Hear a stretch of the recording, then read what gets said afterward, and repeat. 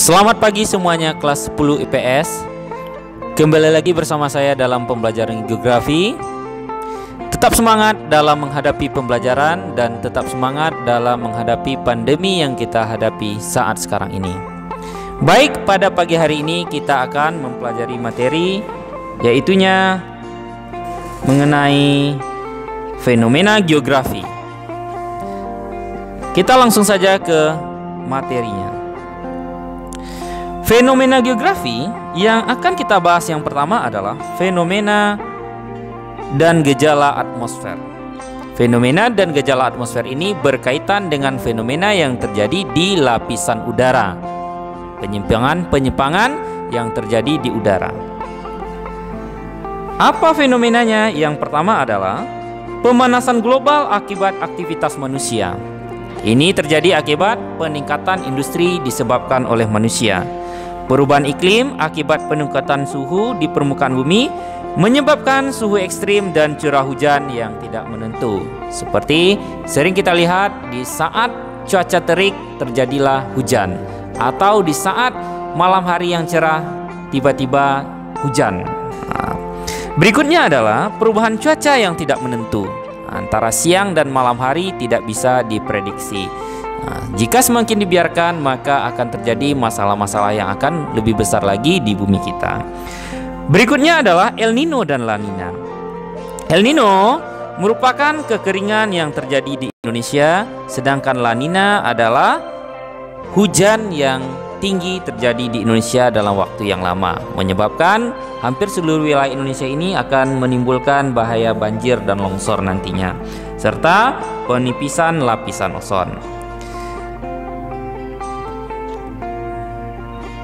Berikutnya adalah fenomena dan gejala hidrosfer. Gejala hidrosfer berkaitan dengan gejala perairan. Baik, yang pertama, gejala hidrosfer yaitu banjir yang disebabkan oleh kerusakan hutan.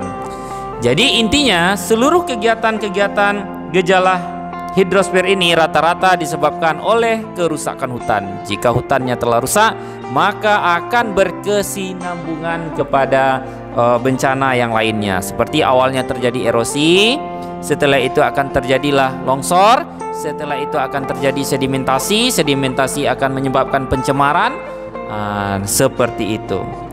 Hujan asam yang disebabkan oleh polusi udara. Jadi dengan meningkatnya hujan asam dan polusi udara, maka akan terjadi hujan asam.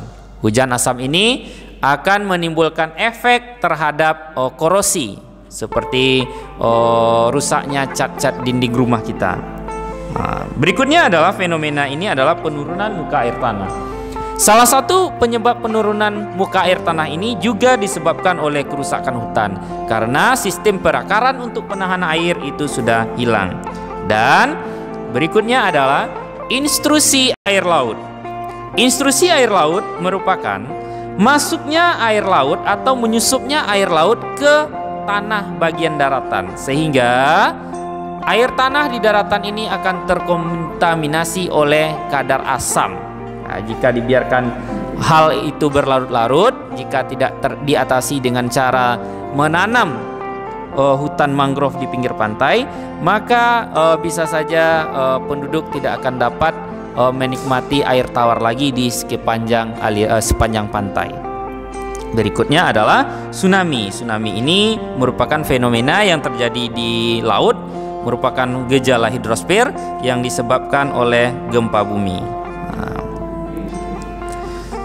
Fenomena dan gejala geografi berikutnya adalah gejala litosfer. Litosfer ini berkaitan dengan lapisan kulit bumi kita. Apa yang terjadi? Seperti erosi.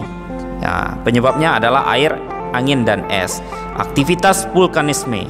Vulkanisme yang menyebabkannya adalah magma. Vulkanisme bergerak akan menyebabkannya tektonisme.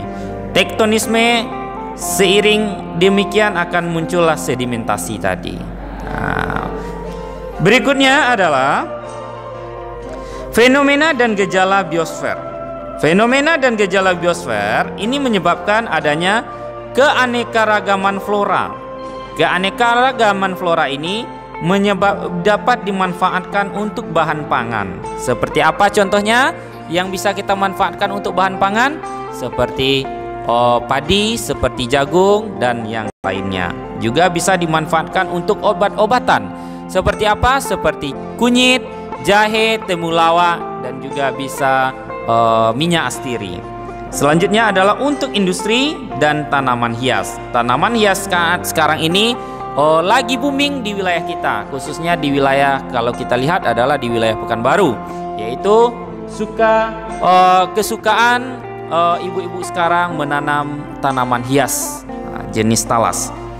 Berikutnya, akibat fenomena dalam bidang biosfer ini adalah keanekaragaman fauna. Ini bisa dimanfaatkan untuk edukasi atau pendidikan. Dan adanya flora dan fauna endemik.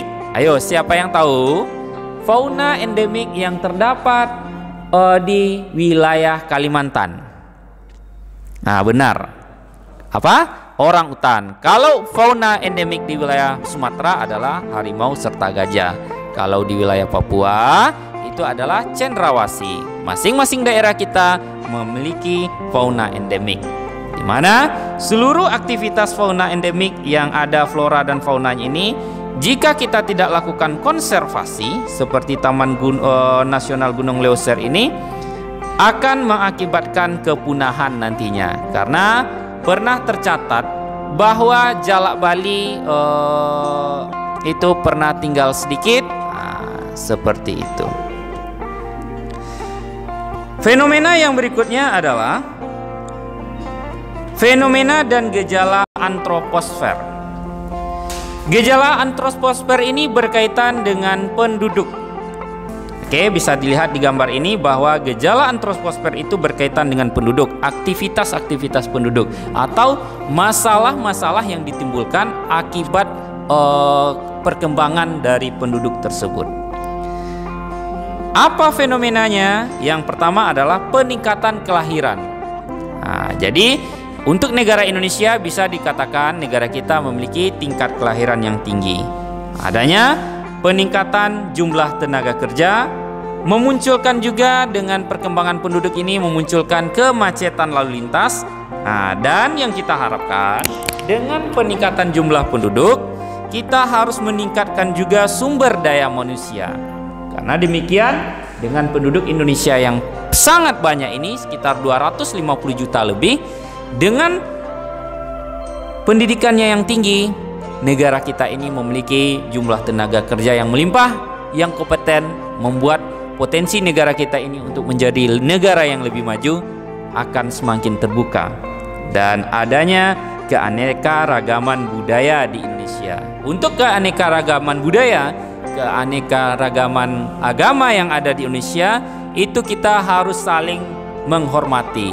Apapun yang dilakukan oleh suatu daerah yang kita bertentangan dengan jiwa kita atau kita merasa aneh, itu kita harus menghormatinya. Tidak boleh ada caci maki, karena dengan adanya caci maki, saling ejek mengejek, akan menyebabkan perpecahan di antara penduduk Indonesia ini.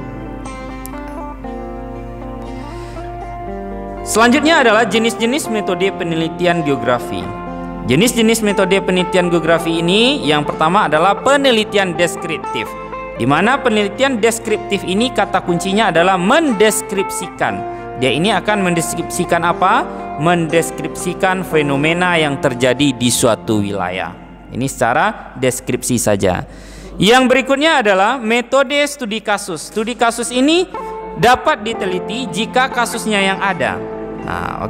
Berarti kita harus turun melihat kasus itu secara langsung. Apa contohnya? Ini contohnya untuk meneliti motivasi warga Cianjur untuk bekerja di Timur Tengah. Jadi banyak masyarakat di suatu daerah yang setelah dia belum tamat SMA atau dia sudah ingin bekerja di luar negeri.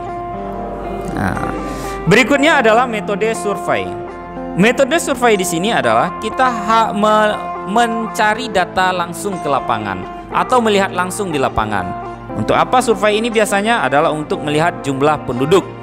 Kenapa kita bisa harus melakukan survei? Karena Data yang dari sensus penduduk itu hanya dilakukan 10 tahun sekali. Jika kita ingin mengambil data penduduk yang terbaru, kita harus melakukan survei penduduk. Berikutnya adalah perubahan penggunaan lahan. Nah, jadi adanya perubahan penggunaan lahan secara terus-menerus perlu juga kita lakukan survei. Metode yang selanjutnya, metode historis. Metode historis ini mengkaji berdasarkan fenomena waktu. Maksudnya di sini adalah ada kronologis waktunya, ada rentetan waktunya.